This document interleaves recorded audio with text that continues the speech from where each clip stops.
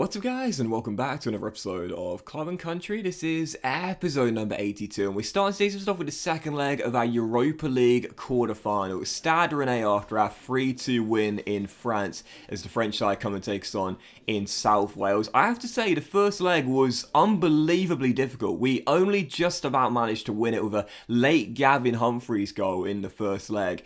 And, you know, I talked about it. You know, I headed into that tie thinking we're firm favourites, but Stade Rennais, to be fair, put up a heck of a fight. They were quite unlucky not to get at least a draw in that game. And heading back into the second leg, once again picked a really strong lineup for the game, despite Manchester City on the weekend, knowing this could be another tough battle here. And 13 minutes in, we had the warning signs. After a Humphreys error, which you don't say very often, we almost gifted the visitors the goal back they needed to draw back on level terms on aggregate. Great save by Webb kept us still deadlocked at 0-0, and on the counter, a chance to possibly put the tie to bed. I failed to take it. Lloyd going through one-on-one, bends it off the post as we're still tied at 0-0. First off, not too much to report. We had a good chance here right before the break to get ourselves in front. Humphreys' first shot blocked.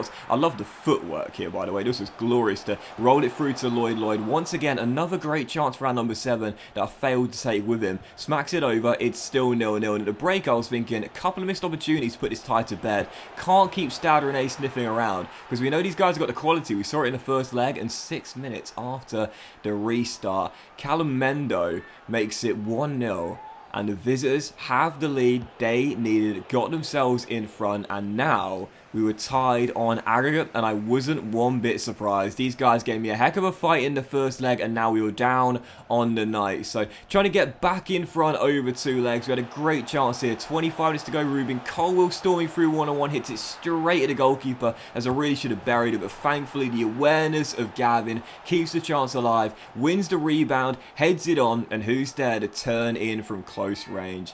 What do I always say, man? If I need a hero and someone to bail me out, it's one of these two, if not combining for a goal. Gavin Tarabi, 8th goal in the Europa League. Top scorer, I believe, in this competition, with his 8th in 9, to put us back on level terms on the 9 in front over 2 legs. But unfortunately, the lead did not last for long. I just can't stop these guys. Che Adams with the finish puts the French side back in front on the night. We were tied 4-4 over 2 legs. And I have to say, when this tie was drawn, I thought we were favourites. How wrong I was. We were heading into extra time. Of course, no away goals in European ties nowadays.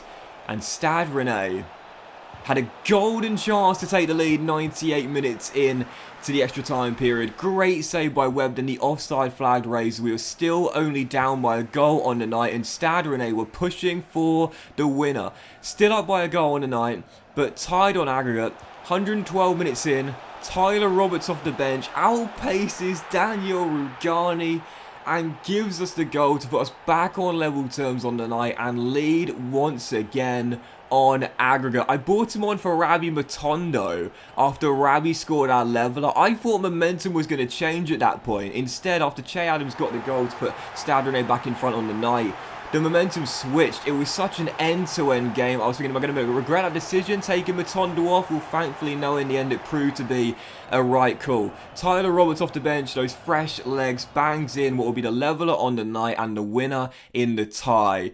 But I'll tell you what, that's clapping, by the way. That was really tough. That was one of the toughest battles I've had in this year's FIFA in the European tie. Stade Rennais pushed me every step of the way, and fair play. That was one heck of a tough tie, but we managed to make it through. So we're into the Europa League semi-finals with Newport County in our first year in Europe, and the lads from South Wales have got in the final 4 of the Europa League.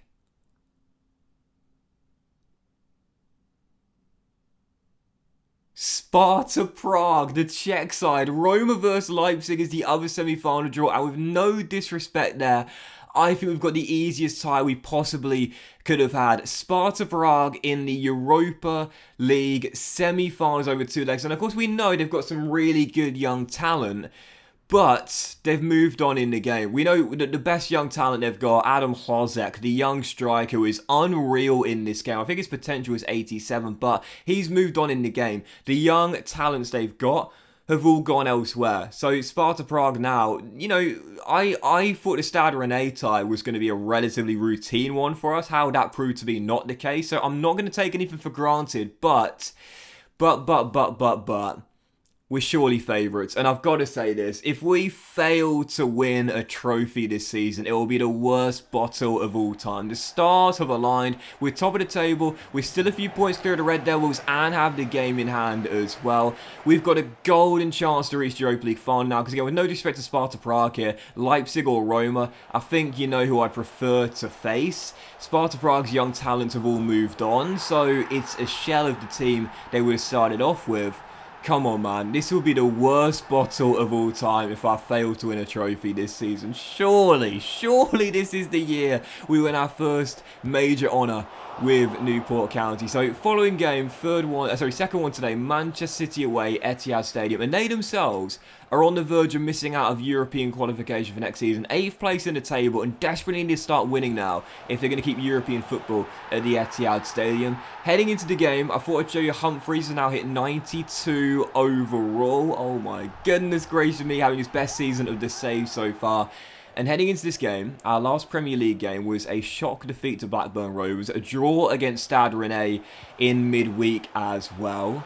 Well, maybe, just maybe, this is where the form completely changed. You know it happens in FIFA career mode during the course of a season. You're doing really well and then bang, out of nowhere, you really start to struggle.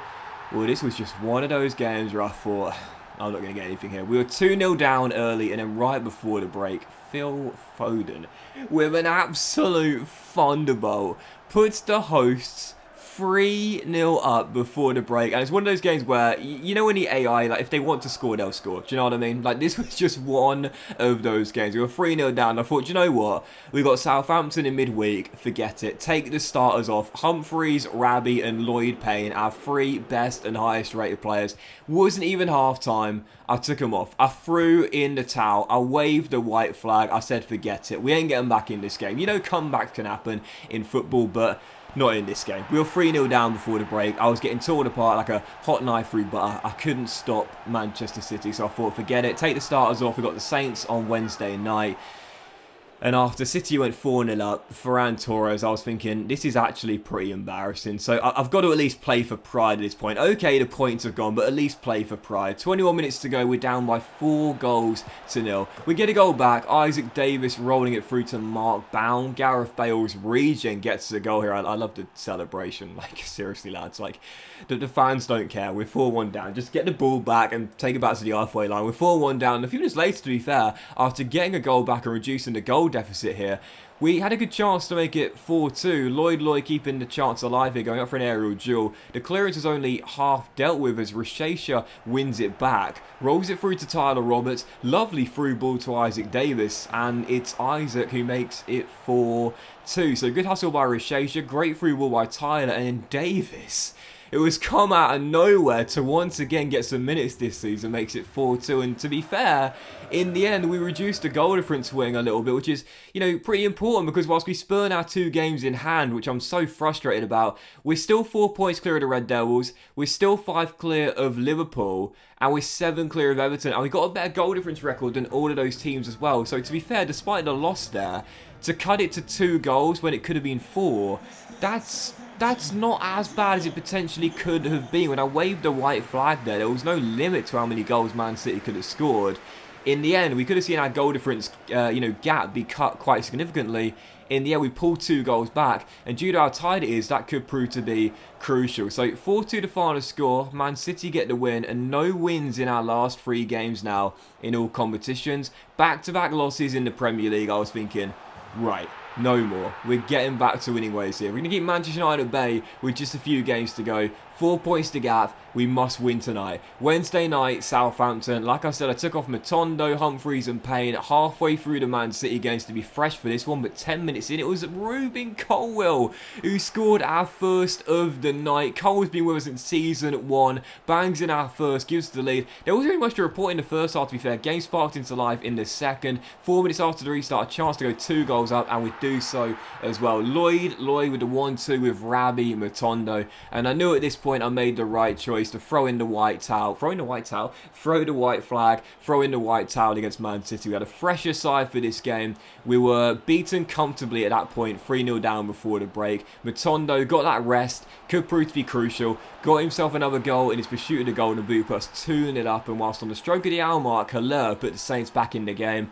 I got to be honest here, wasn't in too much danger of throwing these points away. I've been the better team. I needed to win this game after no wins in our last 3 in all competitions. So whilst the Saints cut it to 1, I still felt we'd close out this game, and we would. Isaac Davis with another assist. He's come from nowhere. He's risen from the dead in this team to get some more minutes, rolls it through, and Humphreys bags our third. He and Matondo getting that rest for the second half against Man City proved to be the crucial decision. Their goals plus Cole Wills in the opening 15 minutes give us the win, back to winning ways. Lord knows we needed it on the back of back-to-back losses in the Premier League. 3-1 the final score, and it means as we come into the final hurdle in the Premier League, we keep the Reds at bay. We've now gone 7 clear of Manchester United, 8 clear of Liverpool, and 10 clear of Everton. 5 games to go. If we win 3 of the 5, we are Premier League champions. Failed to do it, and it's the worst bottle of all time. But that went in today's episode of Club and Country, guys. Big thank you for watching. Hope you enjoyed. If you had, please drop a like. Much love to you all. Have a fantastic day, and I'll see you for the next episode. See very soon.